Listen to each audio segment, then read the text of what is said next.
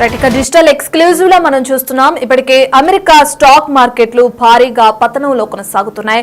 ఒక్కసారిగా America stock మార్కెట్లు crash అయ్యాయని కూడా మనం చెప్పుకోవచ్చు. ఇప్పటికే చూసుకుంటే 2022లో ఎప్పుడైతే ఈ స్థాయిలో పతనాలు కూడా స్టార్ట్ అయ్యాయని కూడా చెప్తున్నారు. ఇక దానికి మించి అధిక మొత్తంలో కూడా ఈసారి ఎక్కువగా స్టాక్ మార్కెట్లు నష్టాల్లో కొనసాగుతున్నాయి అమెరికా పరంగా అని చెప్పి కూడా నిపుణులు అంటున్నారు. మనం దానికి సంబంధించిన బ్రేకింగ్ చూస్తున్నాం డిజిటల్ ఎక్స్క్లూజివ్ లో. ఇప్పటికే దీనికి సంబంధించి ట్రంప్ కుట్ర ఎక్కువగా ఉన్న కారణం కూడా ఒకటి ఆరోపణ తెరపైకి వస్తుంది.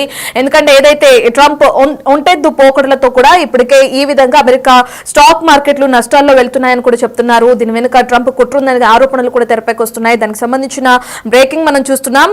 అమెరికా స్టాక్ మార్కెట్లకి సంబంధించి అధిక అమ్మకాల ఒత్తిడితోనే అమెరికన్ మార్కెట్లు కూడా ఈ విధంగా నష్టాల్లో చవిచూస్తున్నాయని చెప్పి కూడా చెప్తున్నారు. ఇంకా ఇది దిగజారే అవకాశం కూడా కనిపిస్తుందని, టెన్షన్ కూడా పెరుగుతుందని కూడా అర్థమవుతుంది మనకి.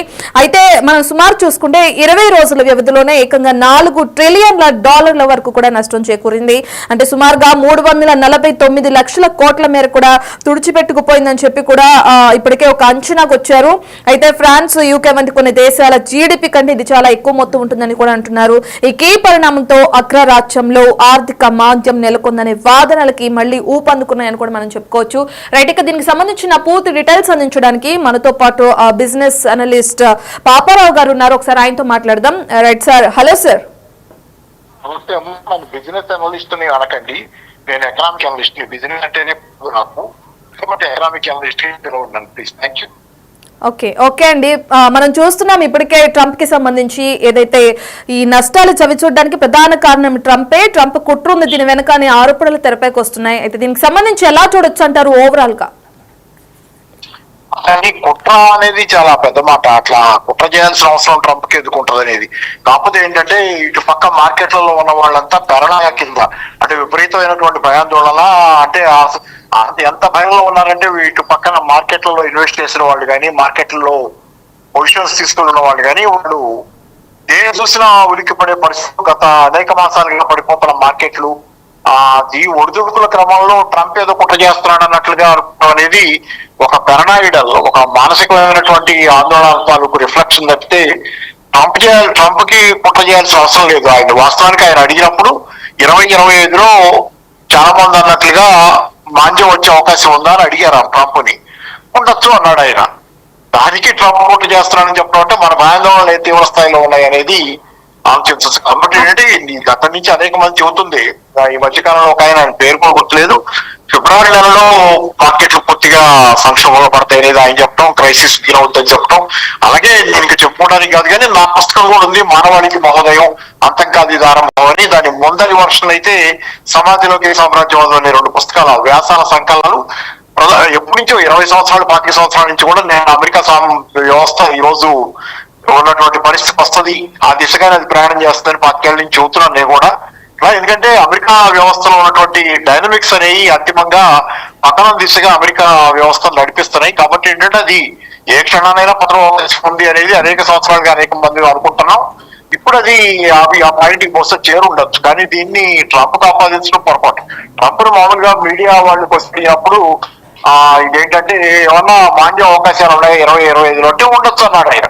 సహజంగానే ఆయన ఉన్నమాట ఉన్నట్టు మాట్లాడటం కొన్ని సందర్భాలు. ఆయన పట్ల నాకేమీ మంచి అభిప్రాయం లేదు, కానీ ఆయన తప్పు కాదు ఇది. ఆయన ఏదో కుట్ర చేయటం, ఆయన దేశం మీద ఆయన ఏదో కుట్ర చేసుకుంటాడు. ఆయన ఏదో అంటే ప్రధానంగా ఏదైతే ఉందో ఆయన అధికారం చేపట్టిన తర్వాత అటు అమెరికా ఆర్థిక వ్యవస్థ సంక్షోభంలో ఉంది. దాని కారణంగా ఇతర దేశాలకు సంబంధించి మనం చూసాం, మొన్నటి వరకు అధిక పన్ను వసూలు చేసి అధిక పన్నుని ఎక్కువగా పక్క దేశాలకి మోపడం, అందులో మన భారత్ కూడా ఉంది.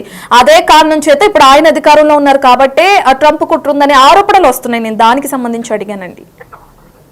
అంటే ఆయన దేశం కోసం ఆయన టారిఫ్లు సంబంధించి ఇతర దేశాలు తన ఎగుమతుల మీద ఎక్కువ టారిఫ్లు వేస్తున్నాయి, తన దేశంలోకి మాత్రం తక్కువ టారిఫ్లతో ఇతర దేశాల సరుకులు వస్తున్నాయి. ఇది ఇంబ్యాలెన్స్ అనేది చెప్తా ఆయన అబ్జెక్షన్స్ చెప్తున్నాడు. ఆయన ప్రధానంగా ఏంటంటే దీని మీద అందుకే ఆయన దేశాన్ని ఆయన కాపాడుకోవడానికి ఆయన చేసే ప్రయత్నంలో టారిఫ్లు మీరు వేస్తే నేను అంతకంటే ఎక్కువ టారిఫ్లు వేస్తాను, మీరు టారిఫ్లు తొలగించండి, నేను టారిఫ్లు తొలగిస్తాను, నువ్వే బేరసారాలు పెడతాడు. ఆయన పద్ధతిలో ఆయన అమెరికా సిస్టమ్ మునిగిపోతున్న పడవలాగా ఉన్నటువంటి పరిస్థితి అమెరికా సిస్టమ్ ది. అట్లాంటి పరిస్థితిలో ఉన్నటువంటి అమెరికాని కాపాడుకోవడానికి ఆయన శాయశక్తిలో ఆయనకు తోచిన మార్గంలో, అది తప్ప ఒప్ప అంటే అది తప్పని మనకు అనిపిస్తుంది. మనందరికి, నాకు కూడా తప్పని, అమెరికాలో ఆయన ధనవంతులకు అనుకూలంగా విధానాలు తీసుకుంటున్నాడని నేను కూడా అనుకుంటున్నా. ఖచ్చితంగా ఆయన అమెరికా ధనవంతులకు అనుకూలంగా విధానాలు తీసుకోవటం ఎన్ని లోపభూయిష్టమైనవి.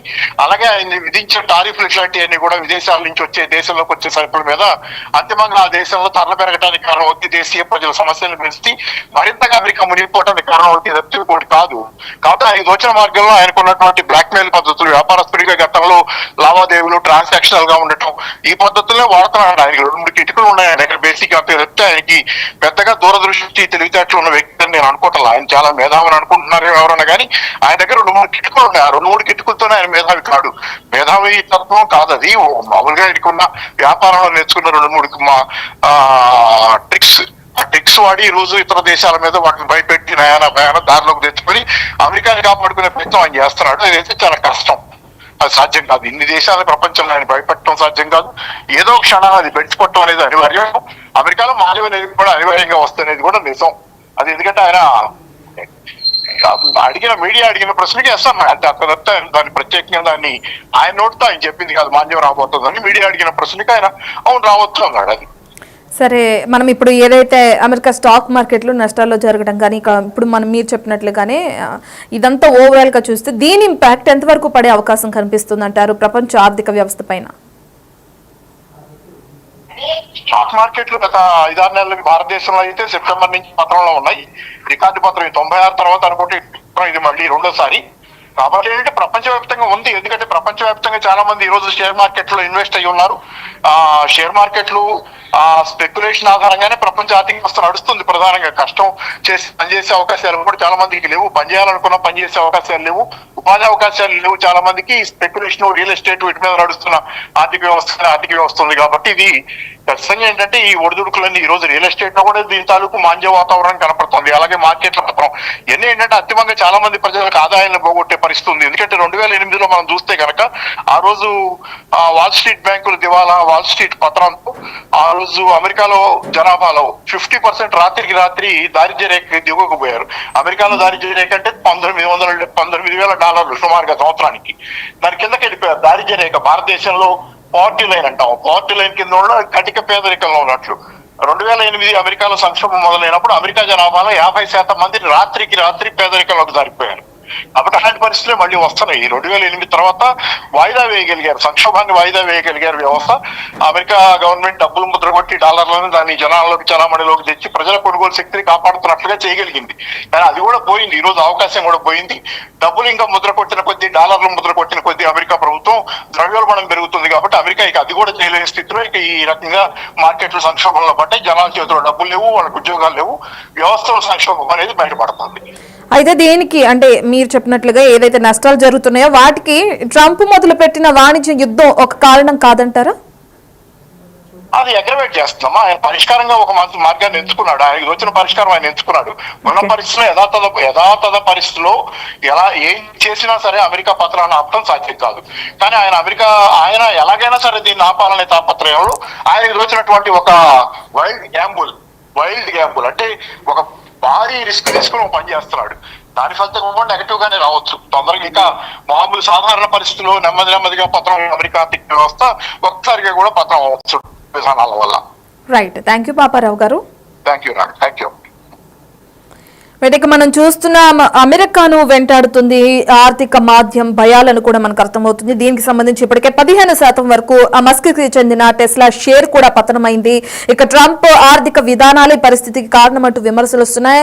ఇప్పుడు మనం పాపారావు గారు చెప్పినట్లు కూడా చూస్తే ట్రంప్ దీనికి ఆర్థిక మాంద్యం వచ్చే అవకాశం ఉందా అని చెప్తే ఆయన రావచ్చు అని చెప్పి ఒక ఆన్సర్ ఇవ్వటం మాత్రమే జరిగింది.